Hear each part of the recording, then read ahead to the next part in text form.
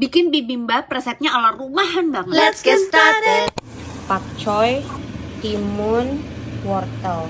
Kalau biasanya sayur-sayurannya ditumis, aku milih direbus. Masing-masing 3 menit. Wortel paling lama pokoknya.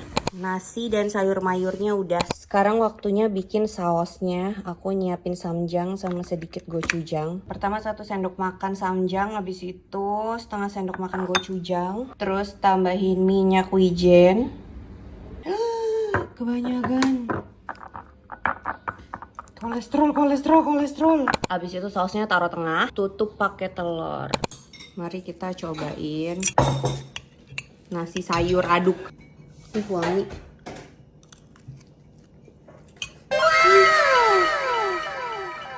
Allah, enaknya. Rasanya kayak tar malam pengen lagi deh.